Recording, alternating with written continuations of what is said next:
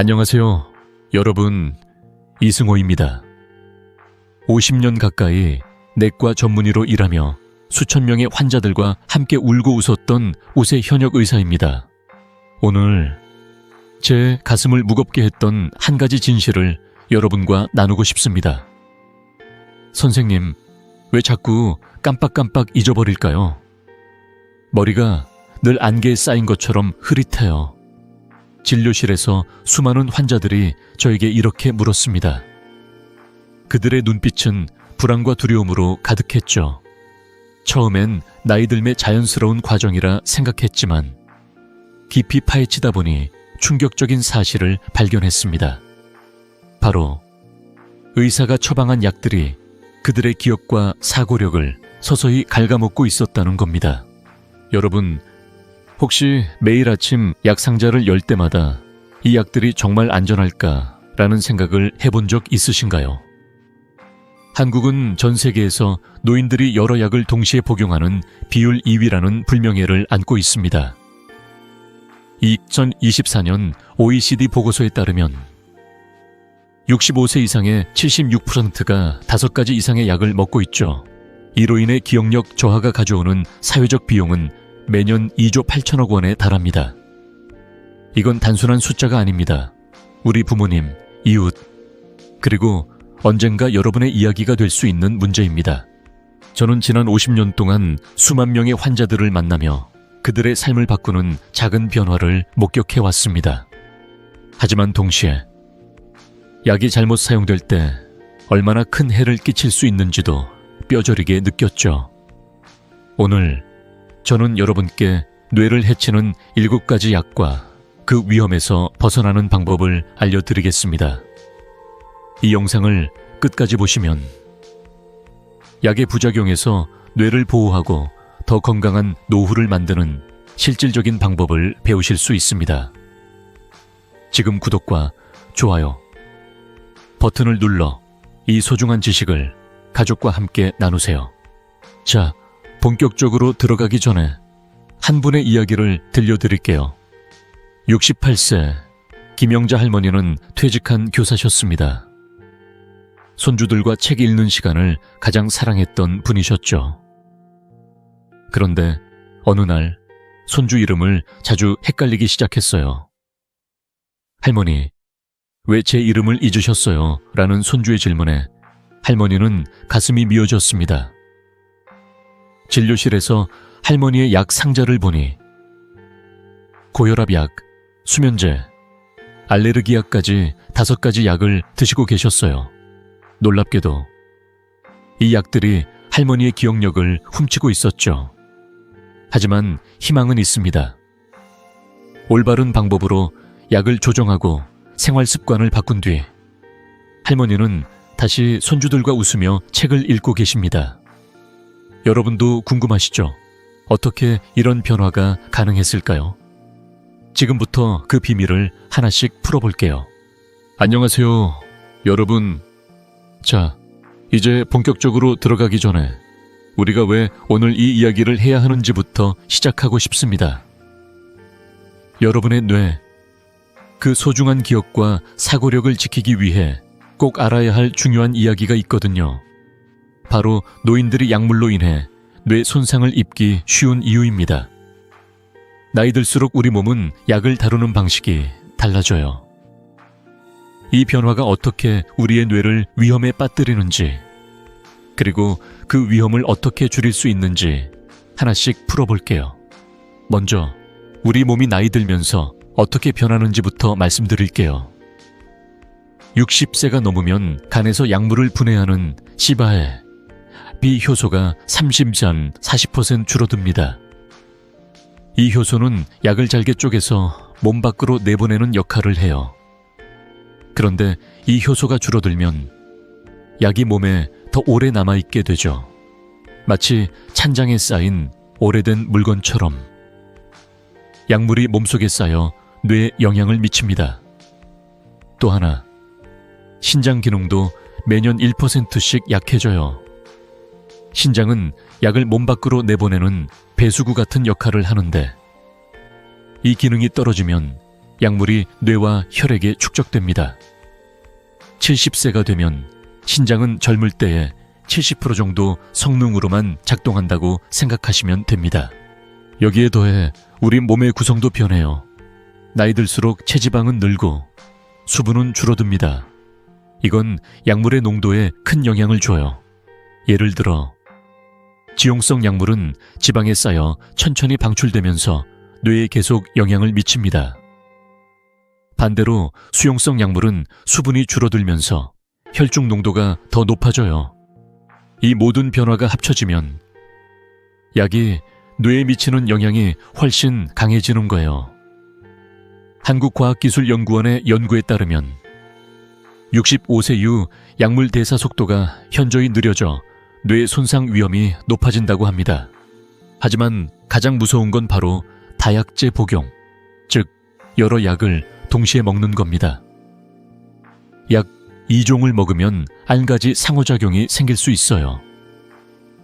하지만 5종을 먹으면 10가지, 10종을 먹으면 5가지 이상의 상호작용이 생길 수 있죠. 이건 마치 폭탄의 뇌관이 점점 더 위험해지는 것과 같아요. 약물들이 서로 얽히면서 예측할 수 없는 부작용을 만들어내는 겁니다. 24년 OECD 보고서에 따르면 한국은 65세 이상 노인의 76%가 5가지 이상의 약을 먹고 있어요. 이건 전 세계 2위라는 충격적인 기록입니다. 이제 한 분의 이야기를 들려드릴게요. 70세 박영수 할아버지는 제 진료실에 오셨을 때 손주들과 공기놀이를 하던 기억을 떠올리며 미소를 지으셨어요.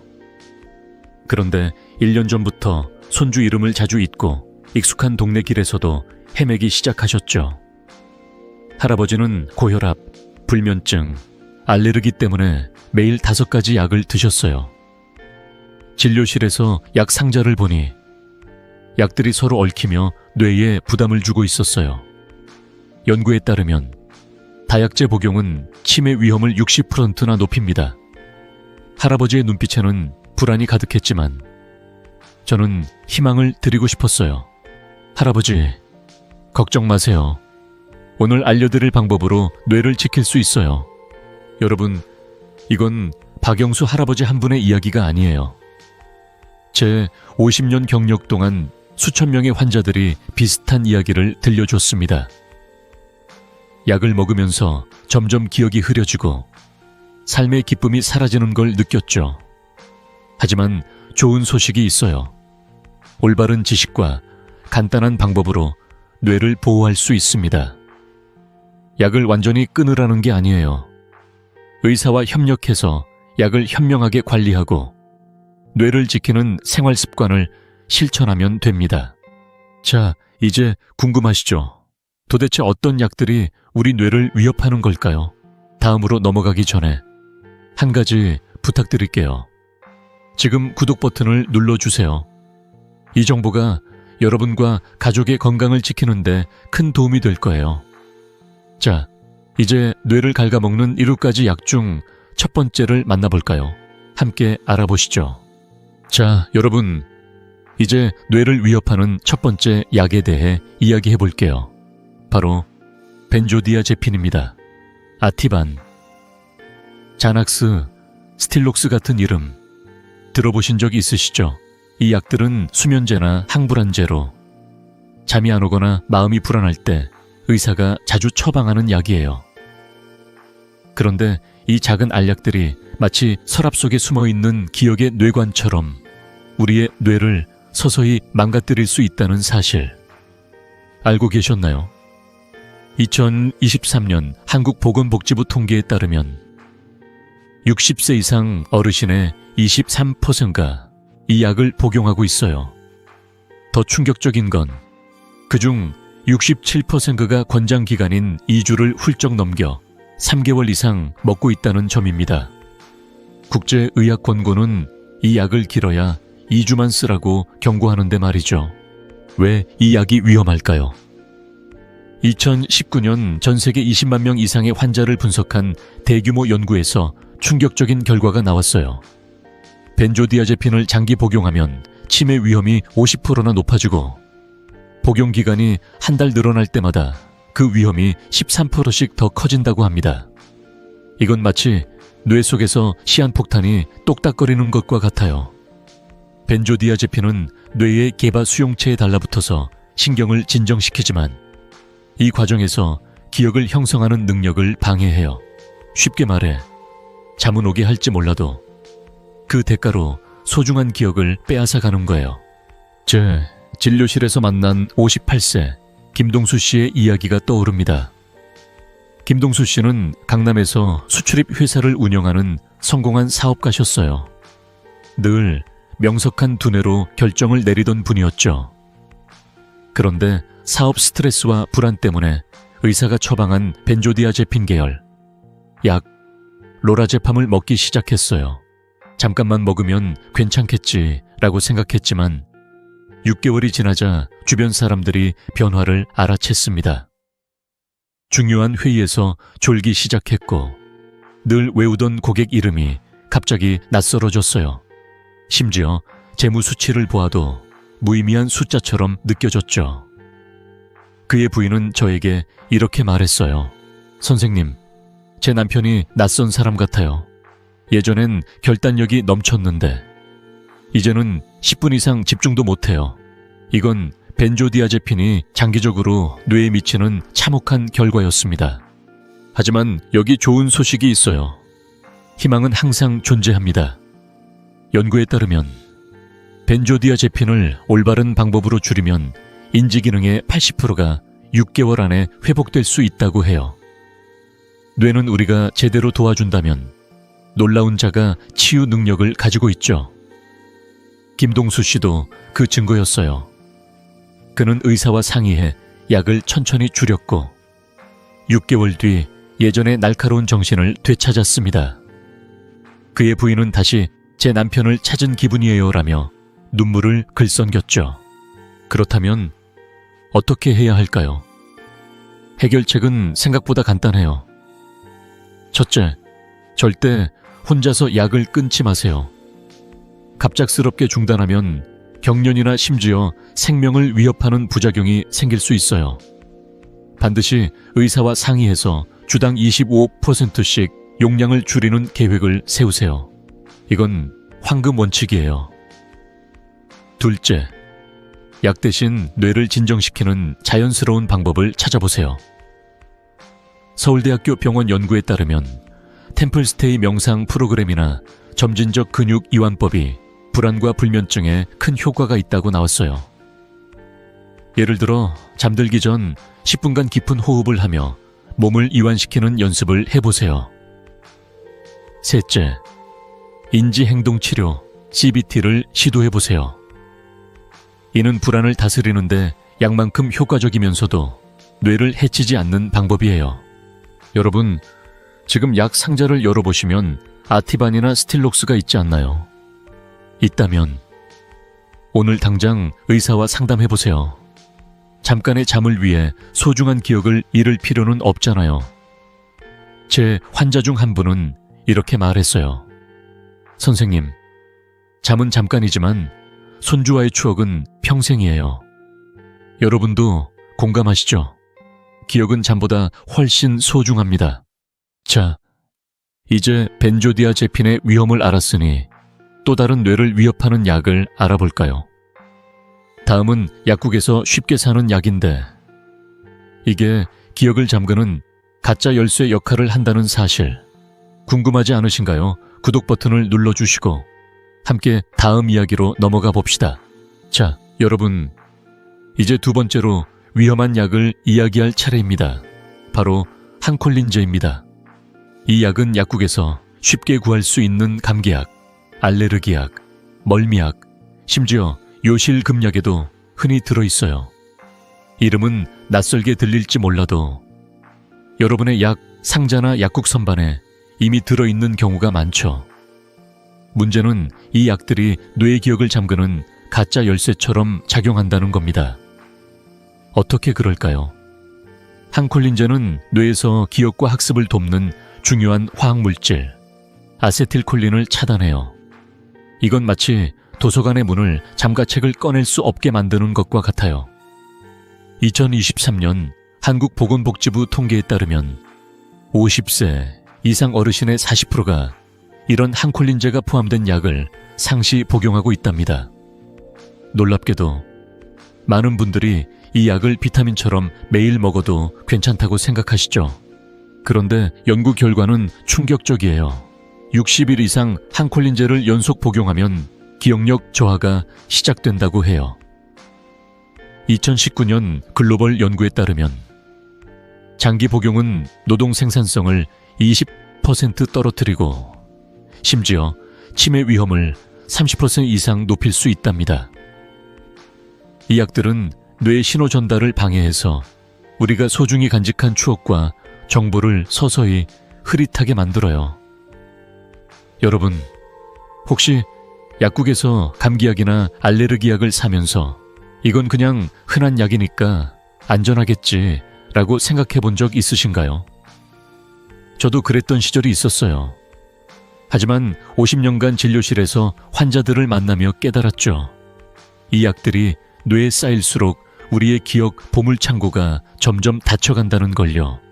제 환자 중 한 분, 63세 이영희 씨의 이야기가 떠오릅니다. 이영희 씨는 퇴직한 초등학교 교사로 아이들과 책 읽는 시간을 가장 사랑하던 분이셨어요. 봄철 황사 때문에 알레르기가 심해지자 약국에서 추천받은 항콜린제 성분의 알레르기 약을 6개월 동안 매일 먹었어요. 처음엔 코막힘과 재채기가 나아져서 만족했죠. 그런데 어느 날 손주가 할머니, 제 이름이 뭐예요? 라고 물었을 때 이영희 씨는 순간 머리가 하얘졌다고 해요. 늘 귀엽게 부르던 손주 이름을 떠올릴 수가 없었죠. 그 순간 손주의 눈빛에 담긴 실망감이 이영희 씨의 가슴을 아프게 했어요. 진료실에서 그녀는 저에게 이렇게 말했어요. 선생님, 제가 왜 이렇게 됐을까요? 나이 때문인가요? 저는 약 상자를 보고 깨달았죠. 항콜린제가 그녀의 기억을 서서히 훔치고 있었던 거예요. 하지만 희망은 있어요. 이영희 씨처럼 항콜린제의 위험을 알면 뇌를 지킬 수 있는 방법도 찾을 수 있답니다. 연구에 따르면 항콜린제를 줄이거나 대체하면 인지 기능이 상당 부분 회복될 수 있다고 해요. 이영희 씨는 의사와 상의해 약을 바꾸고 3개월 뒤 손주 이름을 다시 떠올리며 미소를 되찾으셨어요. 그 비결은 뭘까요? 몇 가지 간단한 방법을 알려드릴게요. 첫째, 약국에서 약을 살 때 반드시 항콜린제 부담 점수표를 확인하세요. 이 점수표는 약의 항콜린 성분이 얼마나 뇌에 영향을 미치는지 알려주는 지표예요. 약사에게 물어보면 쉽게 확인할 수 있죠. 둘째, 클라리틴이나 지르텍 같은 신세대 항알레르기 약을 선택하세요. 이 약들은 항콜린 성분이 적거나 없어서 뇌에 부담이 덜해요. 셋째, 약에만 의존하지 말고 자연스러운 방법을 병행해 보세요. 예를 들어 황사철엔 마스크를 쓰거나 공기청정기를 사용하는 게 좋아요. 저는 개인적으로 한방 차조기차를 추천드려요. 따뜻한 차 한 잔이 알레르기를 줄이고 마음까지 편안하게 해주거든요. 마지막으로 항콜린제 복용 중이라면 의사에게 정기적으로 인지기능 검사를 요청하세요. 조기에 문제를 잡아내면 회복 가능성이 훨씬 높아집니다. 여러분, 지금 약 상자를 열어보시면 감기약이나 알레르기약이 있지 않나요? 있다면 그 약에 항콜린 성분이 있는지 확인해보세요. 이 작은 점검이 여러분의 기억을 지킬 첫걸음이 될 거예요. 이영희 씨가 손주와 다시 웃으며 책을 읽을 수 있었던 것처럼 여러분도 소중한 추억을 지킬 수 있습니다. 자, 이제 다음으로 넘어가 볼까요? 이번엔 콜레스테롤을 낮추기 위해 많은 분들이 드시는 약. 그런데 이 약이 뇌에 어떤 영향을 미칠지 궁금하지 않으신가요? 구독 버튼을 눌러주시고 함께 그 이야기를 풀어보겠습니다. 자, 여러분, 이제 세 번째로 위험한 약을 이야기할 차례입니다. 바로 스타틴입니다. 이 약은 콜레스테롤을 낮추기 위해 많은 분들이 드시는 약이에요. 심장 건강을 지키는데 큰 도움을 준다고 알려져 있죠. 하지만 이 약이 우리의 뇌에 예상치 못한 그림자를 들이울 수 있다는 사실 알고 계셨나요? 콜레스테롤을 낮추는 동시에 기억력과 집중력을 갉아먹는 역설이 숨어 있거든요. 2023년 한국보건복지부 통계에 따르면 50세 이상 어르신의 31%가 스타틴을 복용하고 있어요. 이는 미국보다도 높은 수치입니다. 그런데 문제는 이 약을 먹는 분들 중 12%가 기억력이나 집중력 문제를 겪고 있다는 점이에요. 왜 이런 일이 일어날까요? 스타틴은 콜레스테롤 수치를 낮추면서 뇌의 뉴런막을 손상시키고 뇌가 에너지를 얻는 데 필요한 CoQ10이라는 물질도 함께 줄여버립니다. CoQ10은 마치 뇌의 연료 탱크 같은 역할을 해요. 이게 부족해지면 뇌가 제대로 작동하지 못하고 기억이나 사고력이 흐려질 수 있죠. 하버드 대학교의 연구에 따르면 스타틴을 장기 복용한 사람들은 인지 저하 위험이 18% 더 높다고 나왔어요. 이건 단순한 통계가 아니에요. 우리의 일상, 가족과의 소중한 순간에 영향을 미치는 문제입니다. 제 진료실에서 만난 62세 최민수 씨의 이야기가 떠오릅니다. 최민수 씨는 퇴직한 수학교사로 늘 학생들에게 복잡한 방정식을 쉽게 풀어주는 걸 즐기던 분이셨어요. 그런데 고콜레스테롤 진단을 받고 스타틴을 6개월 복용한 뒤 갑자기 이웃들의 이름을 잊기 시작했어요. 늘 웃으며 인사하던 동네 아주머니의 이름이 떠오르지 않아 당황했던 순간을 그는 이렇게 말했죠. 선생님, 제가 왜 이러는 걸까요? 머리가 멍해지고 예전처럼 맑게 생각이 안 돼요. 진료실에서 그의 약을 점검하며 깨달았어요. 스타틴이 그의 뇌에 부담을 주고 있었던 거예요. 최민수 씨의 눈빛에는 불안과 함께 삶의 활기가 사라진 듯한 그림자가 드리워져 있었죠. 하지만 걱정하지 마세요. 희망은 항상 있어요. 최민수 씨는 의사와 상의해 약을 조정하고 몇 가지 간단한 방법을 병행한 뒤 다시 예전의 맑은 정신을 되찾았습니다. 그 비결은 무엇이었을까요? 여러분도 쉽게 따라할 수 있는 몇 가지 방법을 알려드릴게요. 첫째, 스타틴을 복용 중이라면 의사에게 10년 심혈관 위험도, 즉 ASC-QED 점수를 계산해달라고 요청하세요. 이 점수는 심장병 위험이 얼마나 높은지를 알려주는 지표예요. 만약 점수가 7.5% 미만이라면 스타틴 없이도 자연요법으로 충분히 관리할 수 있는 경우가 많아요. 예를 들어 홍국 발효쌀은 콜레스테롤을 낮추는 데 도움을 주면서 뇌에 부담을 덜 주는 대안이에요. 둘째, CoQ10 보충제를 고려해보세요. 스타틴은 CoQ10을 줄이니까 하루 100, 200mg의 CoQ10 보충제가 뇌와 심장에 에너지를 보충해줄 수 있죠. 셋째, 정기적으로 인지기능 검사를 받아보세요. 6개월마다 간단한 기억력 테스트를 하면 문제를 조기에 발견할 수 있답니다. 연구에 따르면 조기 대처로 인지 저하의 70% 이상을 예방하거나 회복할 수 있다고 해요. 여러분, 지금 약 상자를 열어보시면 스타틴이 있지 않나요? 있다면 오늘 의사와 상담해보세요. 이 약이 제 뇌에 어떤 영향을 줄까요? 라는 간단한 질문이 큰 변화를 만들 수 있죠. 최민수 씨는 CoQ10 보충과 생활습관 변화를 병행한 뒤 다시 학생들과 수학 퍼즐을 풀며 웃음을 되찾았어요. 그는 제게 이렇게 말했어요. 선생님, 다시 제 자신을 찾은 기분이에요. 여러분도 이런 변화를 경험할 수 있습니다. 자, 이제 다음 약으로 넘어가 볼까요? 이번엔 우울증 치료에 자주 쓰이지만 뇌에 예상치 못한 부담을 주는 약이 있습니다. 어떤 약일지 궁금하시죠? 구독 버튼을 눌러주시고 함께 그 이야기를 풀어보겠습니다. 자, 여러분, 이제 네 번째로 위험한 약을 이야기할 차례입니다.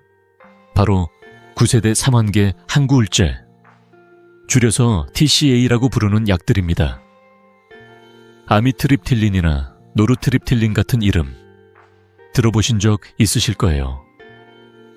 이 약들은 우울증이나 불안, 때로는 만성 통증 치료를 위해 처방되죠. 하지만 이 약들이 마치 뇌의 여러 시스템을 한꺼번에 공격하는 다중파괴 기계처럼 작용할 수 있다는 사실 알고 계셨나요? 이 약들은 뇌의 핵심 화학 물질인 세로토닌, 아세틸콜린, 히스타민, 노르에피네프린을 차단해서 기억력과 사고력을 빠르게 손상시킬 수 있어요.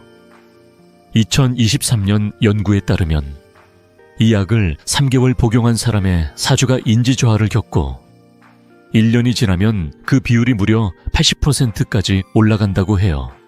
더 무서운 건 이 약들이 뇌뿐 아니라 몸에도 큰 부담을 준다는 점이에요. 놀랍게도 TCA 복용자는 고관절 골절 위험이 400%나 높아진다고 합니다. 나이 드신 분들에게 낙상과 골절은 단순한 부상이 아니라 삶의 질을 크게 떨어뜨리는 심각한 문제죠.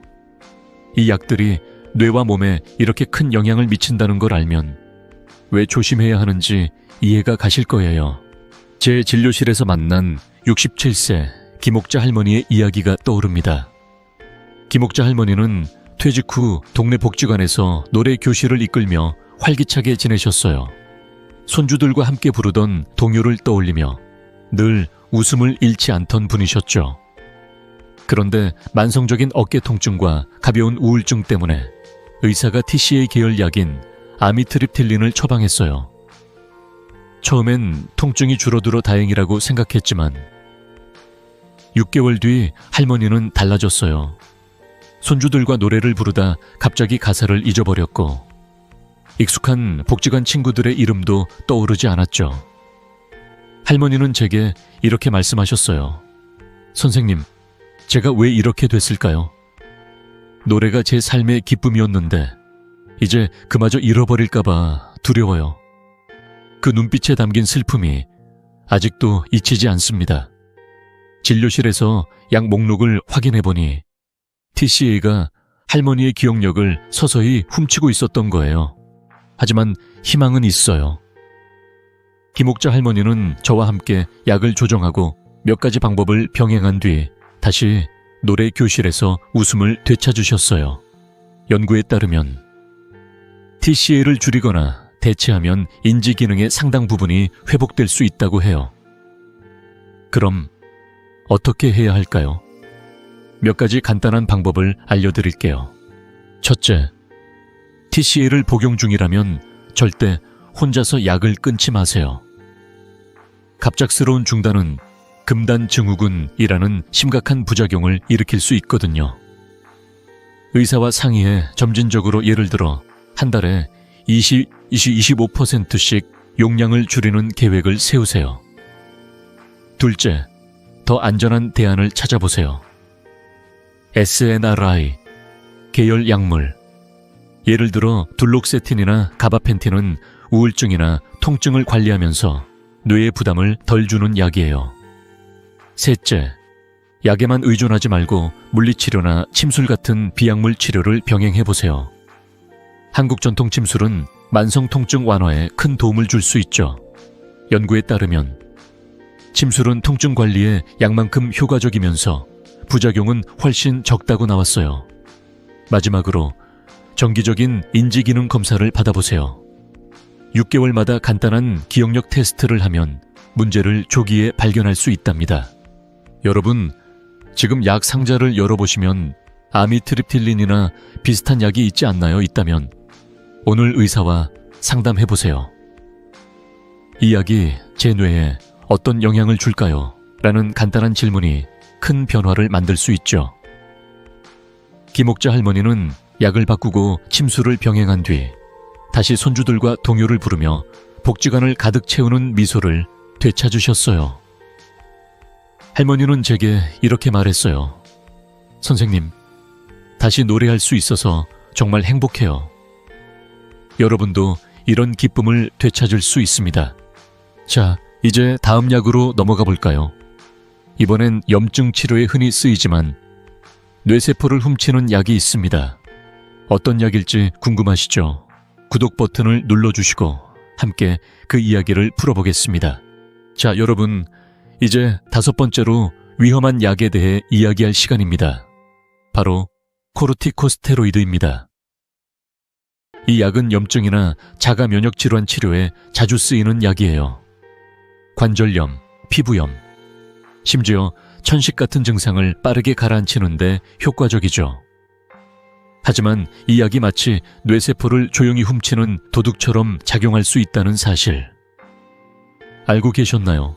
2023년 통계에 따르면 한국에서 320만 명이 코르티코스테로이드를 복용하고 있고 그중 65%가 권장기간인 1, 2개월을 훌쩍 넘어 3개월 이상 복용하고 있답니다. 문제는 이 약이 뇌에 미치는 영향이 생각보다 심각하다는 거예요. 어떻게 그럴까요? MRI 연구에 따르면 코르티코스테로이드를 장기 복용하면 기억과 학습을 담당하는 뇌의 해마가 15%나 축소된다고 해요.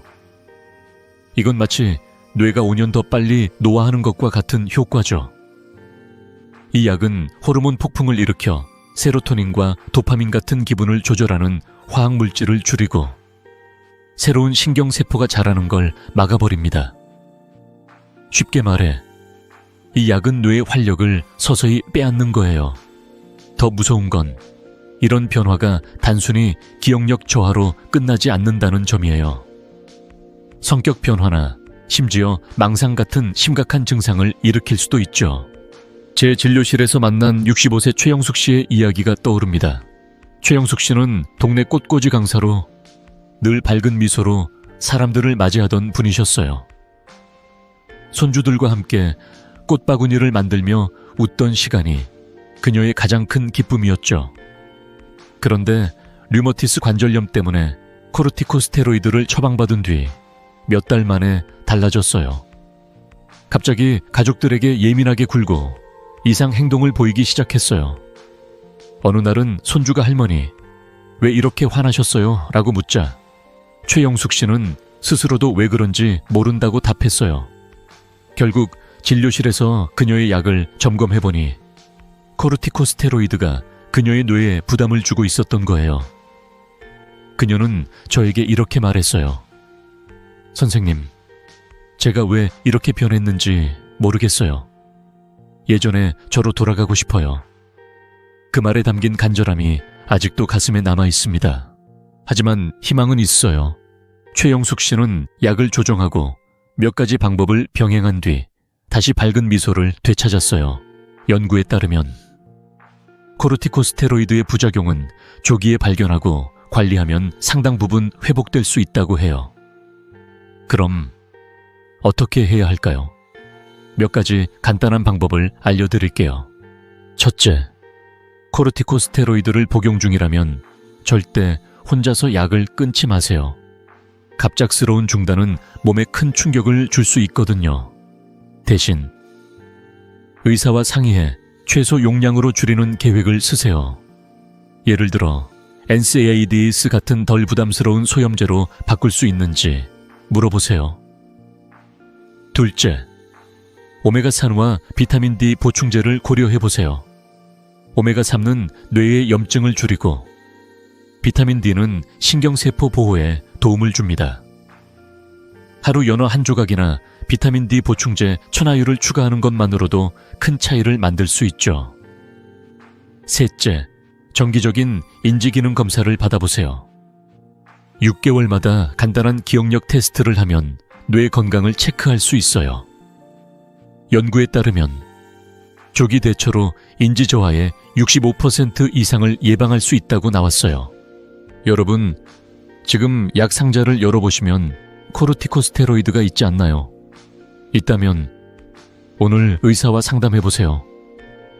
이 약이 제 뇌에 어떤 영향을 줄까요? 라는 질문이 여러분의 뇌를 지키는 첫걸음이 될 거예요. 최영숙 씨는 약을 줄이고 오메가3를 보충한 뒤 다시 손주들과 꽃꽂이를 하며 웃음을 되찾았어요. 그녀는 제게 이렇게 말했어요. 선생님, 다시 제 삶의 색깔을 찾은 기분이에요. 여러분도 이런 변화를 경험할 수 있습니다. 자, 이제 다음 약으로 넘어가 볼까요?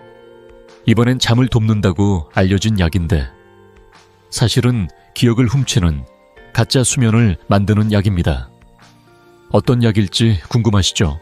구독 버튼을 눌러주시고 함께 그 이야기를 풀어보겠습니다. 자, 여러분, 이제 6번째로 위험한 약에 대해 이야기할 차례입니다. 바로 졸피뎀입니다. 이 약은 잠을 도와주는 수면제로 잘 알려져 있죠. 밤에 잠이 안 와 뒤척이는 분들에게 의사가 자주 처방하는 약이에요. 하지만 이 약이 사실은 가짜 수면을 만들며 우리의 기억을 훔칠 수 있다는 사실 알고 계셨나요? 졸피뎀은 잠을 재우는 것처럼 보이지만 진짜 깊은 수면을 방해하고 뇌를 혼란스럽게 만듭니다. 연구에 따르면 졸피뎀은 REM 수면을 40%, 깊은 수면을 25% 줄여서 마치 빈 껍질 같은 얕은 잠을 만들어요. 이건 마치 잠을 잔 것 같지만 아침에 일어나면 머리가 멍하고 피곤한 상태를 만드는 거죠. 더 심각한 문제는 이 약이 뇌와 몸에 미치는 영향이에요. 2023년 연구에 따르면 졸피뎀을 복용하는 사람들의 34%가 인지 저하를 겪고 28%가 낙상을 경험하며 심지어 12%는 교통사고와 관련된 위험에 처한다고 해요. 특히 무서운 건 이 약이 수면 중 이상 행동을 일으킬 수 있다는 점이에요. 잠을 자면서 전화를 걸거나 심지어 운전을 시도하는 경우도 있죠. 이런 행동은 본인도 기억하지 못하는 경우가 많아서 더 위험합니다. 게다가 졸피뎀은 의존성이 강해서 약을 끊으려는 첫 시도에서 성공하는 비율이 23%에 불과하답니다. 제 진료실에서 만난 70세 박정희 할머니의 이야기가 떠오릅니다. 박정희 할머니는 동네에서 손재주 좋은 분으로 유명했어요. 손주들에게 직접 뜨개질한 목도리를 선물하며 늘 따뜻한 미소를 짓던 분이셨죠. 하지만 몇 년 전 불면증 때문에 졸피뎀을 처방받았어요. 처음엔 잠을 잘 자게 되어 기뻤지만 6개월 뒤 이상한 일이 생겼어요. 어느 날 새벽, 할머니는 잠결에 딸에게 전화를 걸어 엉뚱한 이야기를 했어요. 딸이 놀라서 엄마, 무슨 일이세요? 라고 물었지만 할머니는 그 전화를 건 기억조차 없었죠. 게다가 아침이면 늘 머리가 무겁고 손주들과의 대화도 예전처럼 맑지 않았어요. 할머니는 제게 이렇게 말씀하셨어요. 선생님, 잠은 자는 것 같은데 왜 이렇게 몸도 마음도 무거울까요? 약 상자를 보니 졸피뎀이 할머니의 뇌를 서서히 흐릿하게 만들고 있었어요. 하지만 희망은 있어요. 박정희 할머니는 약을 조정하고 몇 가지 방법을 병행한 뒤 다시 편안한 잠과 맑은 정신을 되찾으셨어요. 연구에 따르면 졸피뎀의 부작용은 올바른 관리로 상당 부분 줄일 수 있다고 해요. 그럼 어떻게 해야 할까요? 몇 가지 간단한 방법을 알려드릴게요. 첫째, 졸피뎀을 복용 중이라면 절대 혼자서 약을 끊지 마세요. 갑작스러운 중단은 심각한 금단 증상을 일으킬 수 있거든요. 의사와 상의해 주당 2시 15초씩 용량을 줄이는 계획을 세우세요. 둘째, 인지-행동치료, 즉 CBT를 시도해보세요. 이는 불면증을 약 없이 관리하는데 매우 효과적인 방법이에요. 예를 들어 잠들기 전 10분간 깊은 호흡이나 명상을 해보세요. 서울대학교 병원 연구에 따르면 명상은 수면의 질을 30% 이상 개선한다고 나왔어요. 셋째, 허브차를 활용해보세요. 캐모마일이나 감초차는 마음을 진정시키고 자연스러운 수면을 돕죠. 마지막으로 최적의 수면 환경을 만들어 보세요. 방 온도를 18, 20도로 유지하고 조용하고 어두운 환경을 조성하세요. 전자기기 빛을 피하는 것도 큰 도움이 됩니다. 여러분, 지금 약 상자를 열어보시면 졸피뎀이 있지 않나요? 있다면 오늘 밤 허브차 한 잔을 시도해 보시겠어요? 박정희 할머니는 CBT와 허브차를 병행한 뒤 다시 손주들에게 뜨개질 선물을 만들며 웃음을 되찾으셨어요. 할머니는 제게 이렇게 말했어요. 선생님, 이제 잠도 잘 자고 손주들과의 시간이 더 행복해졌어요. 여러분도 이런 변화를 경험할 수 있습니다. 자, 이제 마지막 약으로 넘어가 볼까요? 이번엔 당뇨병 치료에 흔히 쓰이지만 뇌 건강에 숨은 위험을 가진 약입니다. 어떤 약일지 궁금하시죠? 구독 버튼을 눌러주시고 함께 그 이야기를 풀어보겠습니다. 자, 여러분, 이제 마지막으로 우리가 뇌를 지키는 가장 강력한 방법을 이야기할 차례입니다. 지금까지 뇌를 위협하는 약들에 대해 알아봤지만 약을 조심하는 것만으로는 충분하지 않아요. 우리 뇌를 진짜로 보호하려면 매일의 작은 습관들이 마치 뇌를 위한 보험처럼 작용해야 합니다. 이건 약을 줄이는 것 이상으로 우리의 기억과 사고력을 더 건강하고 활기차게 만드는 비결이에요. 오늘은 여러분이 집에서 약 없이도 쉽게 실천할 수 있는 5가지 생활 습관을 알려드릴게요. 이 방법들은 제 50년 경력 동안 수천 명의 환자들에게 효과를 입증받은 것들입니다. 자, 함께 시작해 볼까요? 첫 번째는 영양이에요. 우리 뇌는 좋은 연료가 필요해요.